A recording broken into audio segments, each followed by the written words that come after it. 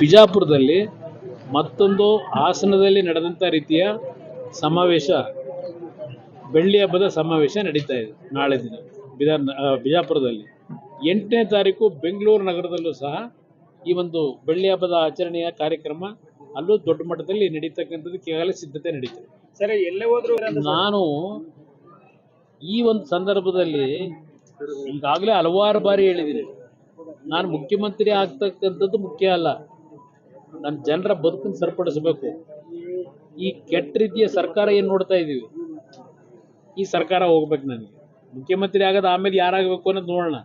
ನನಗೆ ಬೇಕಾಗಿರೋದು ನನ್ನ ಆದ್ಯತೆ ಇಂಥ ಕೆಟ್ಟ ಸರ್ಕಾರ ತೆಗಿಬೇಕು ಅನ್ನೋದಕ್ಕೋಸ್ಕರವಾಗಿ ನಾನು ನಮ್ಮ ಒಂದು ಮೈತ್ರಿಯ ಒಪ್ಪಂದ ಇರತಕ್ಕಂಥ ನಮ್ಮ ಸ್ನೇಹಿತರ ಜೊತೆಯಲ್ಲಿ, ಮಿತ್ರರ ಜೊತೆಯಲ್ಲಿ ನಾನು ಹೋರಾಟ ಮಾಡಬೇಕು ಅಂತಕ್ಕಂಥದ್ದು ಇದೆ.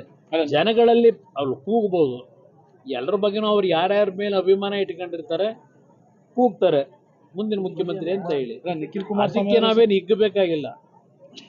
ನಮ್ಮ ಹಣೆಯಲ್ಲಿ ಏನು ಬರೆದಿರ್ತದೆ ನಮ್ಮ ಕೈಲಿಲ್ಲ, ಯಾವುದೋ ಒಂದು ಶಕ್ತಿ ನಮ್ಮನ್ನು ಆಡಿಸ್ತದೆ. ಅದರಿಂದ ನಮ್ಮ ಕರ್ತವ್ಯ ನಾವು ಮಾಡಬೇಕಷ್ಟೇ, ಫಲಾಫಲ ದೇವ್ರಿಗೆ ಬಿಡಬೇಕು.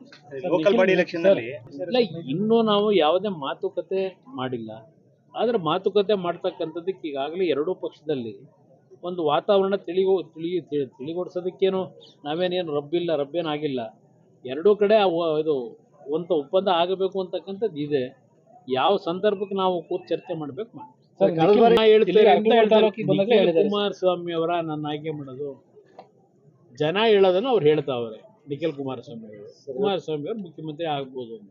ಸರ್ಕಾರದಲ್ಲಿ ಎಷ್ಟು ಜನ ಮುಖ್ಯಮಂತ್ರಿಗಳಾಗಬೇಕು ಅಂತಾರೆ? 28ಕ್ಕೆ ಮುಖ್ಯಮಂತ್ರಿ ನಾನು ಆಗಬೇಕು ಅಂತ ಇದ್ದೀನಿ ಅಂತ ಹೇಳಿ ಹಲವಾರು ಜನ ಕ್ಯೂ ಇದ್ದಾರೆ. ಅವ್ರನ್ನೆಲ್ಲ ನಾವು ಓವರ್ಟೇಕ್ ಮಾಡಾಗಬೇಕಲ್ಲ, ಅಷ್ಟು ಸುಲಭ ಇದೆಯಾ? ನೋಡೋಣ ಸರ್. ಇವತ್ತು ಕ್ಯೂ ಇದೆ.